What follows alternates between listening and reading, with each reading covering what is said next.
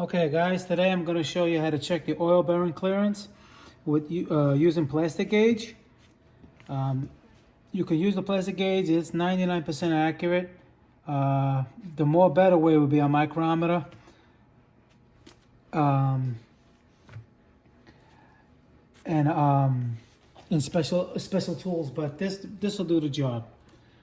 It's to check the bearing clearances, crank bearings and rod bearings. You check it the same way. Okay. Now what you're gonna do, the first thing you're gonna do is put the new bearings in the rod. There's a little slit. You got to make sure you got the holes. All right, the oil holes. Make sure you don't cover it. You don't put it the wrong way. There's a little tab here. You just push it in, and you see how it doesn't interfere with the hole down there. That's the proper way to do it. Sometimes some engines have them in the caps too. And see, the bottom bearing has a hole, but there is no hole, so it doesn't really matter. The only thing you have to worry about is the tab. The tab still has to go this way. As a matter of fact, you can see well, you really can't see it on here, that the factory bearings even had a hole. Because they use bearings for different applications. See, this one doesn't have a hole, but that's okay. It's bad the other way around. In other words, if the cap had a hole and the bearing didn't have a hole, that's not good. All right? So then, what you do is you have to find the particular specs for your engine. Oil bearing clearances, it's going to tell you how many thousandths. It could be from 1,000 to 2,000, 3,000ths of an inch. What you're going to do, you see the width of the rod bearing. You cut about the same width of plastic gauge. And basically, this is a little green. Usually you're going to use the green. There's different colors for different sizes, but green is usually the one you're going to use. Now you go to the engine. And what you're going to do is you're going to place it. You're going to place it on the engine journal of the crank, like so. You put it right like that. Okay, now I took the piston rings off, so it's easy to slide in the bore. And each piston's going to have an arrow, a dot, or something to indicating front of the engine. Front is always the front of the engine where the crankshaft is. The tip, I'm sorry, where the timing belt or timing chain is. That's the front of the engine. This has an arrow going to the front.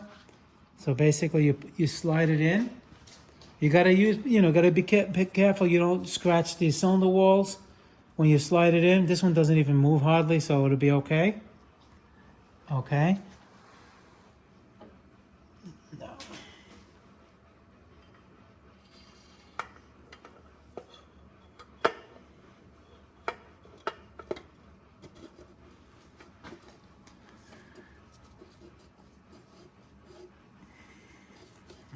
Okay. Just gotta grab it a little bit.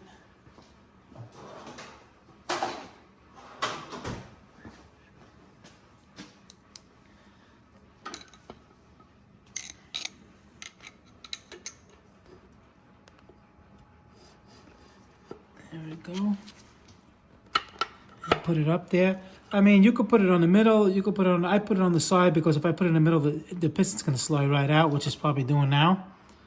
So it doesn't really matter. It's supposed to be perfectly round all around. Okay, see the plastic gauge is there. The bearing is there. Everything is dry, no oil too. You got the flat surface there. And down here, you see that's where the tab is. And this one, you put it the right way. And these are cracked connecting rods. What that means is they laser crack them. So they only can go one way. You install it the other way, you're going to destroy it. You see, it's all cracked. It looks like it was all messed up, but that's how it is. That's the new way they do it now. And what you're going to do is you're going to torque it down to the proper torque specs. Okay, and you're going to try not to move the crankshaft. If you move the crankshaft when you're torquing it down, it's going to smear the plastic gauge and give you an inaccurate reading. All right, so basically you snug it up.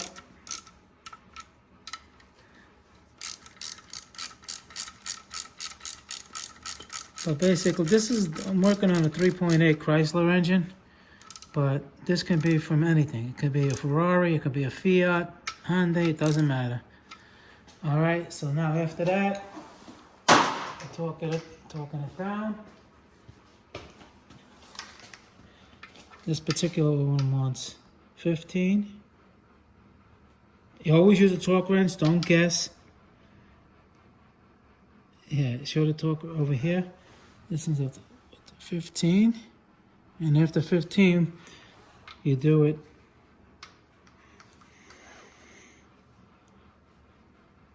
a quarter turn. Not going to be 100% accurate because that's it. In other words, if it's not, and then you try not to, then you loosen them. Once you got the torque spec, you loosen them. Try not to move the crankshaft.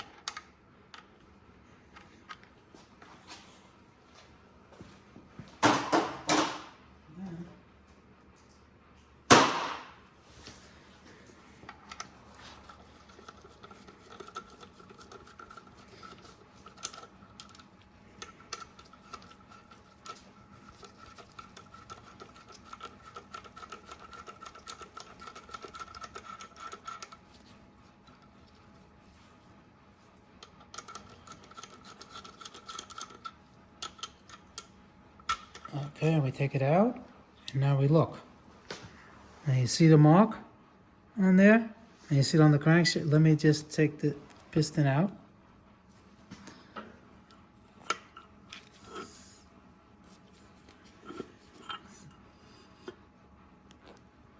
Okay, now we go over to the bench, and now you look. You see the plastic gauge there? And then you measure it. Okay, it's not 1,000ths. It's not 15,000ths. 2,000. I knew it was 2,000ths because that's how they set this whole engine up. It's about 2,000ths. So that's in spec. This can go to almost 28, almost 3,000. So you see, you line it up, the thickness, and it's in spec. So you're good to go. Of course, if you took the engine apart and you're not replacing any, no bearings or no crankshaft, you don't have to do this. But if you're replacing bearings, you have to do it. If you're in this particular engine, I'm replacing the whole crankshaft, and you have to check. You have to check to make sure. All right, that's just a little quick video. MotorCarNut 2020. Catch you guys in the next video. Please subscribe. I got a lot of videos on all different cars and everything coming up. Take it out.